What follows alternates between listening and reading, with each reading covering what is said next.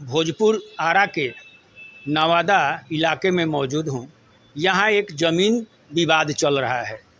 जो ज़मीन एक के जैन साहब जो हैं वो बता रहे हैं कि हमारी पुश्तैनी ज़मीन है, जो 1931 में उस ज़मीन को हमारे परदादा ने खरीदा था। लेकिन उस ज़मीन पर एक यादव समुदाय के जो लोग हैं वे बता रहे हैं कि इस ज़मीन पर कब्जा कर रहे हैं और कह रहे हैं कि 50 डिसमिल ज़मीन मैंने 1929 में ही खरीदा हूँ। सबसे पहले अपना परिचय। मेरा नाम रवि सुंदर दास, पिताजी का नाम रंजीत सुंदर दास, मोहल्ला महाजन टोली घर है, नंबर 1 नवादा में जो ज़मीन आपका है, इस पर आप लोगों का पुश्तैनी ये ज़मीन है क्या? ये मेरे परदादा जी ने 1931 में ये ज़मीन खरीदी थी। उस समय से हम लोगों के अपने परदादा जी के बाद दादाजी के बाद ताऊजी लोग, और अभी हम भाइयों के बीच, चचेरे भाइयों के बीच है। ये जो ज़मीन है आप किनसे खरीदे थे? आपके पिताजी?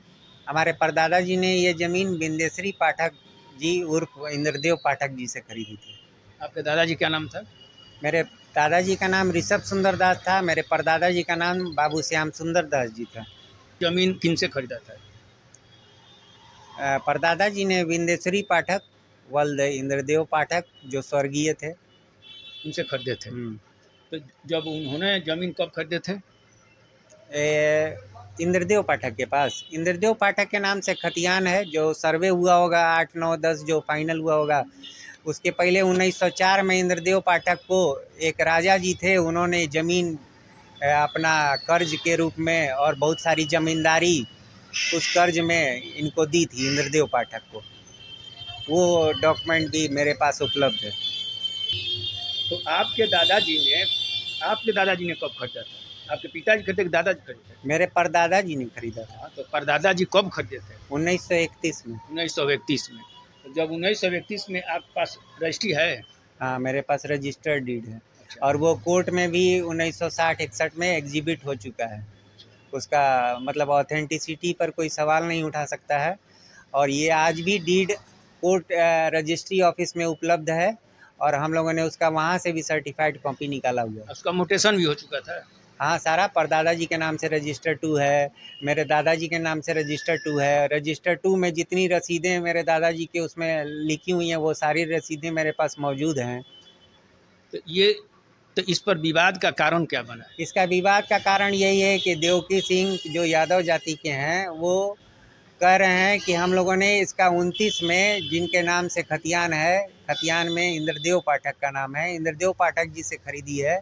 इंद्रदेव पाठक जी उस समय 1929 में इनको रजिस्ट्री करने के लिए कहाँ से आ गए, स्वर्ग में से आ गए, मेरे को समझ में नहीं आ रहा है। क्योंकि इंद्रदेव पाठक जी 1926 के डॉक्यूमेंट में भी मृत हैं और उसके पहले के डॉक्यूमेंट में भी मृत हैं।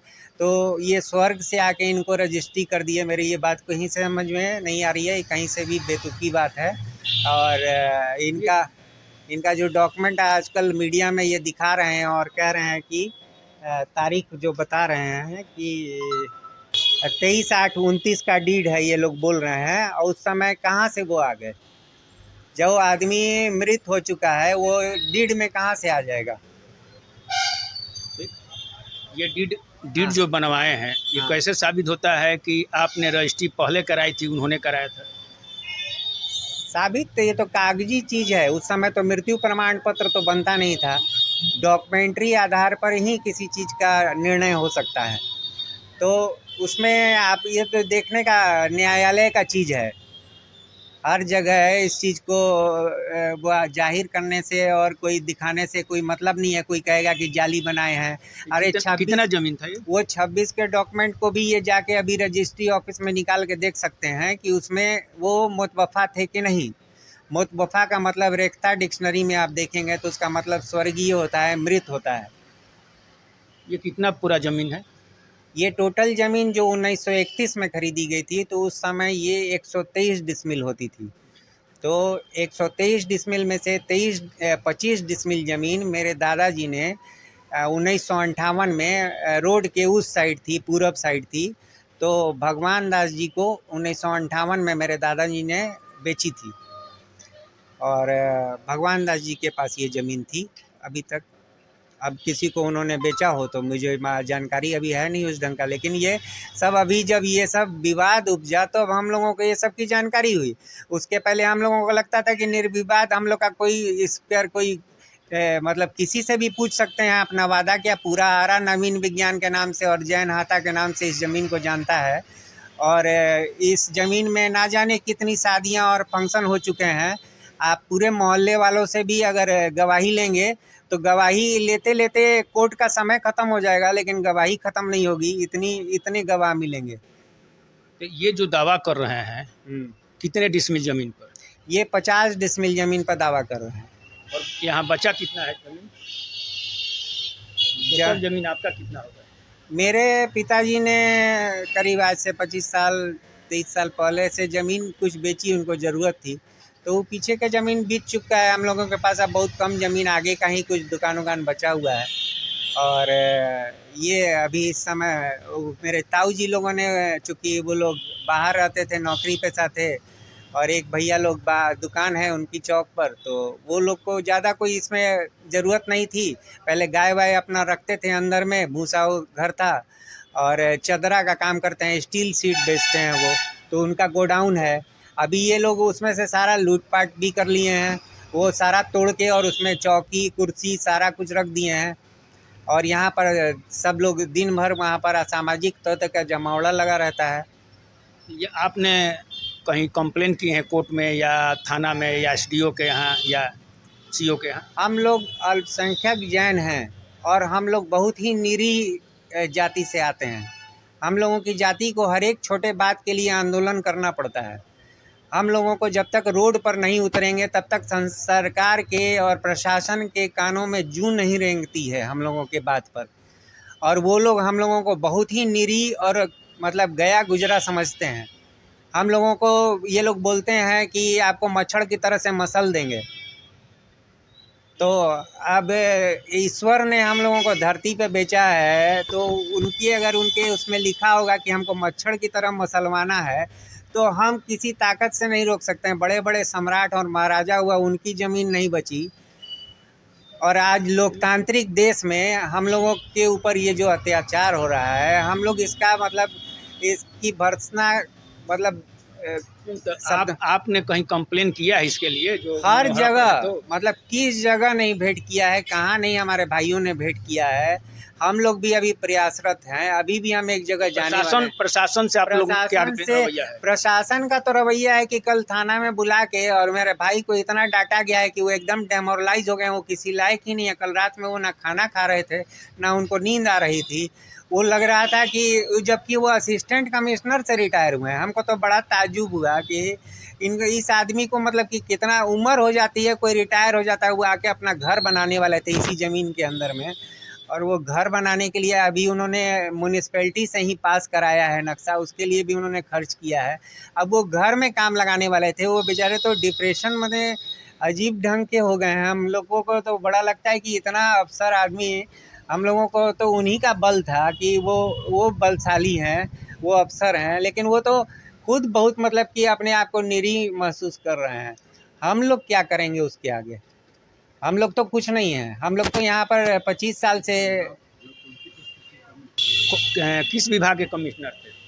वो पहले उनको कस्टम एंड सेंट्रल एक्साइज में उनकी इंस्पेक्टर के पोस्ट पर नौकरी लगी थी। उसके बाद धीरे धीरे प्रोन्नति होते होते लास्ट में वो असिस्टेंट कमिश्नर के पद से इलाहाबाद से रिटायर हुए हैं। लेकिन हम लोगों को लगता था कि उनकी बहुत सोर्स पैरवी होगी, लेकिन वो ऐसा कुछ नहीं है। वो लोग बेचारे जितने सीधे हैं, आप पिछले वीडियो में देखिए, वो बोल रहे हैं और रो रहे हैं। कोई असिस्टेंट कमिश्नर रो के बोल रहा होगा, ये तो दुनिया को समझ में आ रहा है उसके कि क्या कोई कितना मतलब अपने आप को लाचार। कोई ऐसे ज़मीन पर किसी के सीईओ आके नापी कराने का जब आदेश थाना से ख़त्म कर दिया गया था कि यहाँ से 2-8 को, और उसमें सीईओ का हस्ताक्षर भी है और थाना अध्यक्ष का भी हस्ताक्षर है, उसमें लिखा गया है कि उप समाहर्ता के यहाँ ये विवाद विचाराधीन है, तो अब इसकी कार्रवाई वहाँ से जो भी निर्णय होगा उसके बाद की जाएगी। तो आपको क्या मतलब कि इतना जल्दीबाजी था, आपका डॉक्यूमेंट में क्या फोर्ज है ऐसा कि आप इसमें एकदम ताबड़तोड़ आके ताला तोड़ के नापी करा के और सीओ के नाम पर नापी करा के और इसको आप बना ये क्या कर दिए हैं, मतलब कि नापी कर लिए।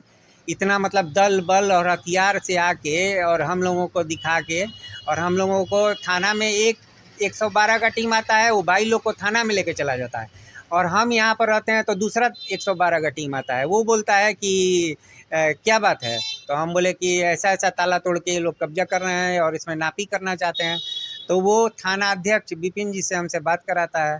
तो विपिन जी बोलते हैं कि हम अभी कोर्ट में हैं और आप इनको नहीं रोक सकते हैं, क्योंकि आपको रोकना है अगर तो आप जाइए सीओ के पास में, सीओ ही इसको रोक सकते हैं, और उन्हीं के आदेश से ये नापी का कार्रवाई किया जा रहा है।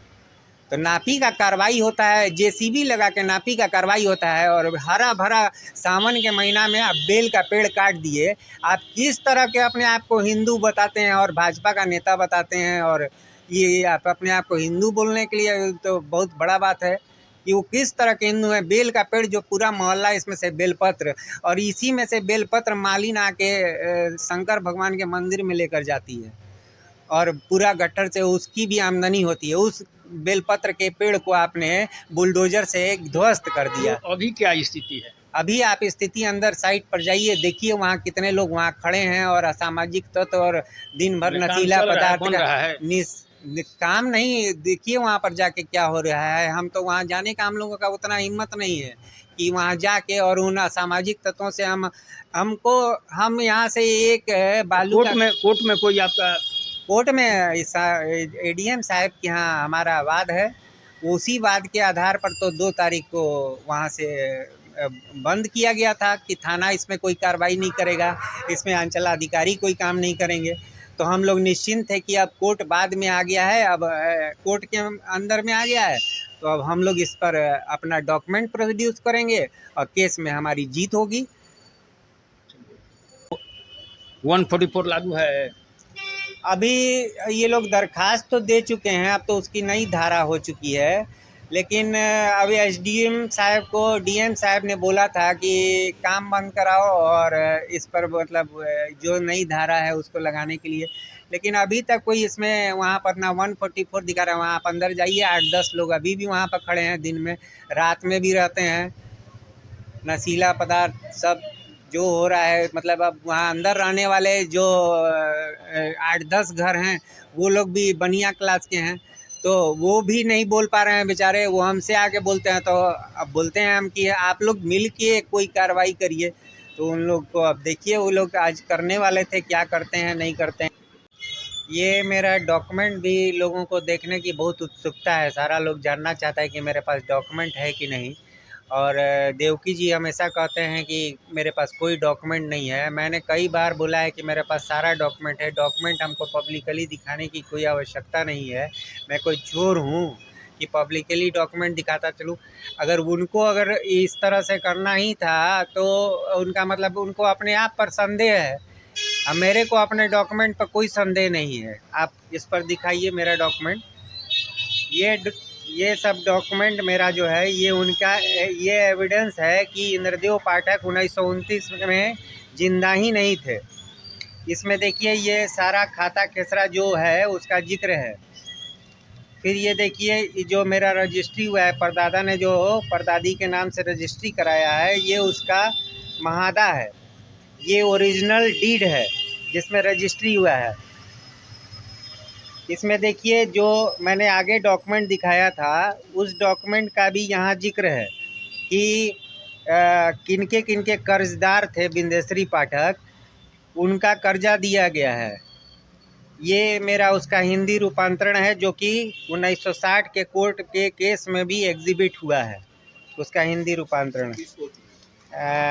लोअर कोर्ट में भी हुआ है और अपील में भी हुआ है, फिर हाई कोर्ट में भी गया है लोग, लेकिन हाई कोर्ट में केस को वहाँ खारिज कर दिया गया है अदर पार्टी को कि ये लोग जीत चुके हैं, आप बार बार खाली कोर्ट का समय खराब कर रहे हैं। कोर्ट में जब आप किए थे तो वहाँ आपको क्या मेरी हुई, फिर उसके बाद यहाँ आके उनका सारा कुछ तोड़वाया गया और उसके बाद मेरा पहले जैसा सब कुछ हो गया। अभी मैं इन्होंने बताया कि मैं प्रशासन सीओ के यहाँ, एडीएम के यहाँ संपर्क मैंने किया हूँ, लेकिन अभी तक इस ज़मीन पर किसी प्रकार का कोई कार्रवाई नहीं किया गया है। तो जैन साहब का कहना है कि हम अल्पसंख्यक समुदाय से आते हैं, हमने प्रशासन से संपर्क भी किया, एडीएम के पास गया, सीओ के पास गया, थाना प्रभारी के पास गया, लेकिन किसी प्रकार की सुरक्षा अभी तक हमें मुहैया नहीं कराई गई है। वो ज़बरदस्ती उस ज़मीन पर कब्जा करके लोग बैठे हुए हैं। वो लोग मतलब बहुत ही मजबूत और ऐसे लोग हैं ताकि उनसे हम लड़ नहीं पाएंगे। इसलिए प्रशासन से ही मेरा अनुरोध है कि वो सही बात को समझे और इस पर कार्रवाई करे कि सही कागज़ कौन रखा है। चूँकि रजिस्ट्री कब हुआ है, क्या हुआ, जबकि वो मृतक थे, रजिस्ट्री करने वाला उससे कराए हैं, हम तो जीवित व्यक्ति से कराए हैं। इसकी जांच होनी चाहिए कि आखिर रजिस्ट्री किसका सही है, वो प्रशासन इसकी पूरी तरह जांच करे।